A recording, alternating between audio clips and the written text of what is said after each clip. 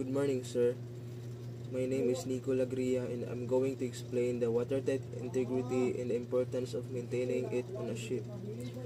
Watertight integrity refers to a ship's ability to prevent water from entering its internal compartments.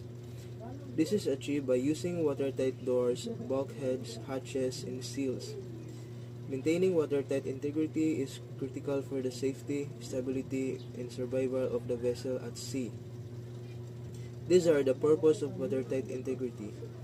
The main goal is to keep water out of areas where it could be damage equipment or affect the ship's buoyancy and stability.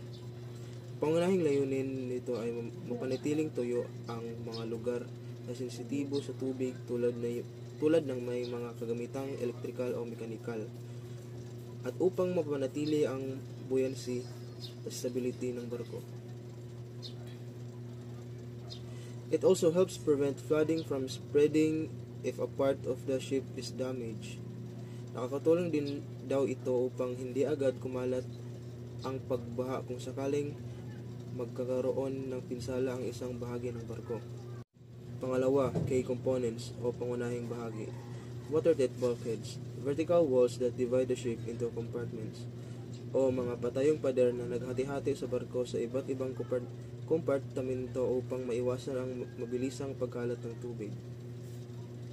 Watertight doors and hatches allow access while preventing water movement, o mga pintuan at takip na nagpapahintulot ng pagpasok o paglabas ng tao o kagamitan, ngunit kayang harangan ang tubig. Seals and gaskets ensure tight closure and prevent leaks. Mga bahagi na nagsisiguro na mahigpit ang pagsasara ng mga pintuan at hatch upang hindi tumagas ang tubig. Yun lang aking part, sir, at ipagpapatuloy ni Mr. Magalion ang discussion about sa watertight integrity and the importance of maintaining it on a ship. Maraming salamat, sir. My name is McHenry B. Magalion from J2C. Ako day itiwaso niyang gidiscuss ni Nico Lagria sa watertight integrity and importance of maintaining it on a ship. Importance of maintenance. Regular checks and maintenance ensure all watertight fittings are in good condition. Damaged or poorly sealed components can fail during emergency.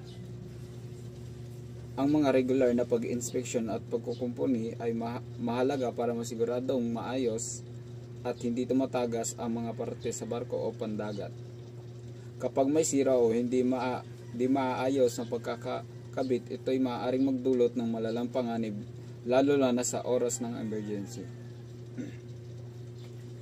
Consequence of poor watertight integrity. Flooding can spread quickly.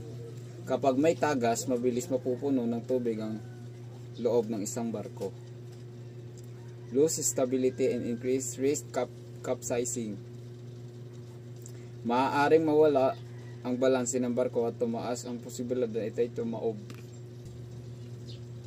Potential loss of life, cargo, and the vessel itself. Maaaring malagay sa panganib ang buhay ng mga tao sa barko, mawala ang kargamento, masira o lumubog ang barko mismo. Watertight integrity is a vital aspect of ship safety. Ensuring all systems are properly sealed and functional helps protect the ship, its crew and cargo from the dangers of flooding. Regular inspection and adherence to safety protocols are essential. Ang watertight integrity daw ay mahalaga para sa kaligtasan ng barko. Tinitiyak nito na walang tagas ang mga ibang bahagi ng barko upang maiwasan ang pagpasok ng tubig. Mahalaga ang regular na inspection at pagsunod sa mga safety protocols para mapanatiling ligtas ang barko o crew at kargamento. That's all, sir. Thank you.